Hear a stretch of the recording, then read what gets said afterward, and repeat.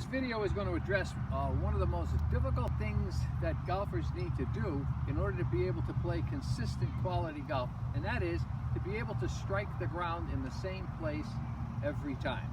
The greatest ball strikers that ever played this game were all able to do this, and therefore they had very good consistency and they hit the ball solidly.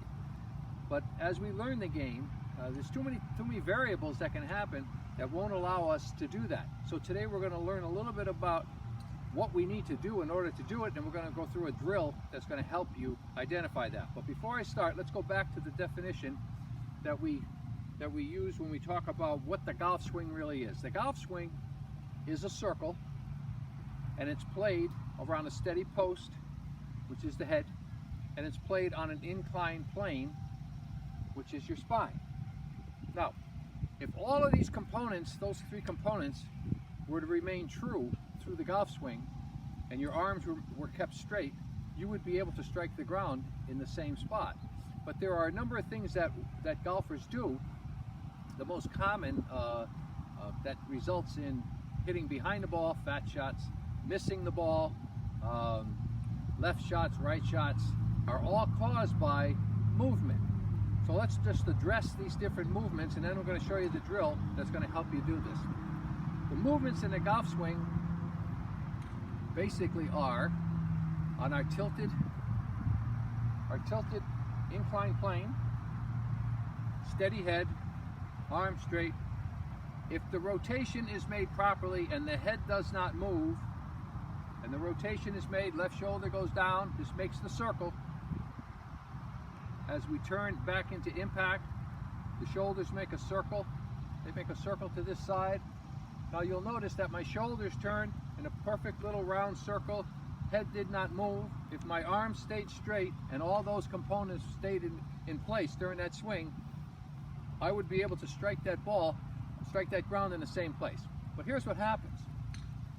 As we start to move the club into the backswing, what often happens, this is one of the causes, is that the body moves laterally, thereby taking the circle, which is here, moving it over here. That takes the low point of the radius of the circle, which is established from my shoulder socket to the ground, and it moves it to the right. If it moves it to the right, now the low point is behind the original spot by 4 to 6 inches. Okay?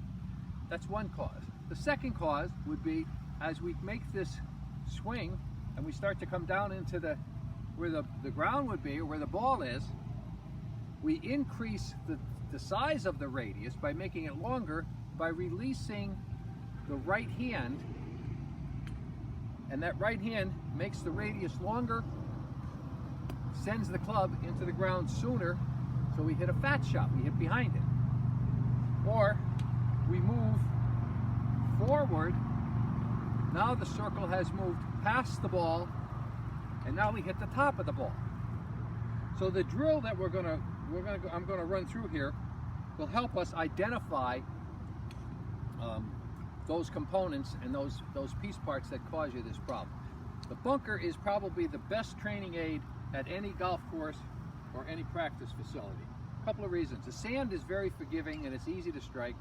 The feedback is immediate. So here's what we do. We draw a line in the sand, and I happen to have a 7-iron here, so I'm going to put the line right about where my 7-iron ball position would be, which is a little forward of center. Now, the objective here is for me to get in my dress position, feet about shoulder width apart, toes slightly flared out, establish my inclined plane. My arms are extended now to put that club to reach the low point, okay? The radius of the circle is off my left shoulder socket, which means the radius, the deep part of the radius of the circle is slightly forward of the ball, about 6 inches. Now my hands are slightly forward of the head of the club, putting the shaft and my arm in a straight line. So when I put that club down, my hands are going to be a little forward of the head, and they have to stay there all the way through impact if I'm going to make a solid strike. Now when I turn the shoulders, we do this drill. We're going to do this drill and start with half swings. Make a half swing, head still, and what I'm trying to do here is I am trying to make the head of the club hit the sand at the line left, because that's where the divot is. The divot is after the golf ball. So that's going to be a downward strike, which means my head stays still, my left shoulder moves down in the backswing, waist stays still. As I come forward, I want to strike right in the forward side of that line. Once again. Once again.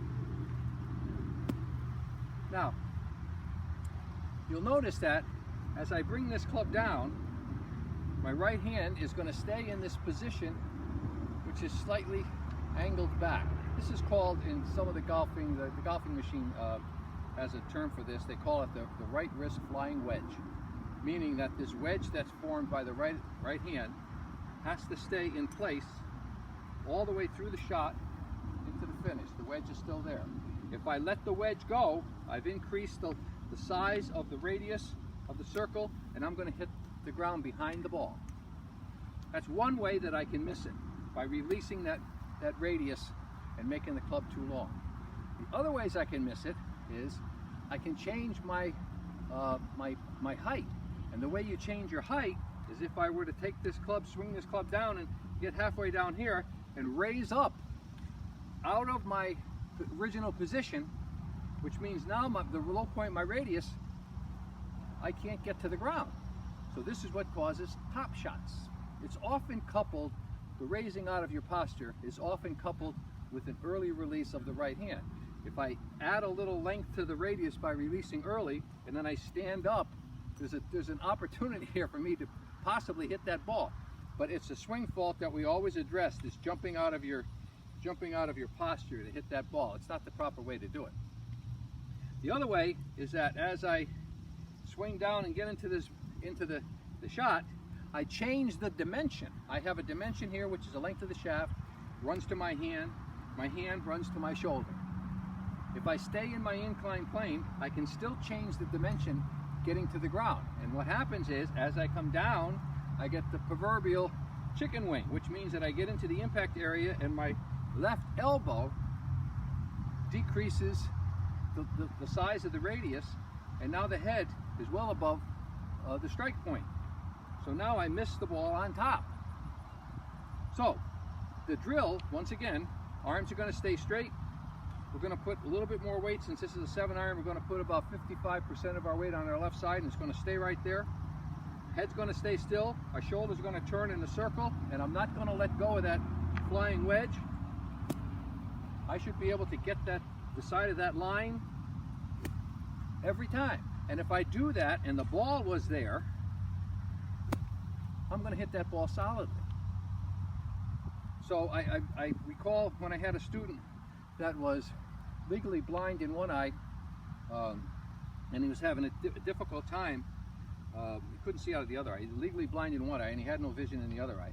And he had no depth perception whatsoever, and he had a difficult time striking the golf ball. So we established this drill for him so that he could keep the radius at the proper length, work on this turn, arms straight, head still, and strike the ground in the same spot. You do not have to have that kind of depth perception necessarily. It helps, but you don't have to have it. If the arm stays straight, you can get right back to the ground in this right spot, as long as all these components we're talking about, steady head, inclined plane, shoulders turn in a circle, weight remains centered, hang on to that right wrist flying wedge, and you can get into that spot with no trouble whatsoever. It just takes a little practice. This is great to practice in the sand. It's very forgiving, and the feedback is immediate.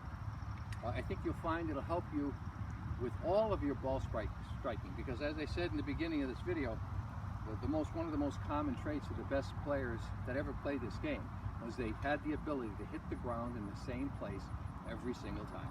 This will help. Thanks for watching.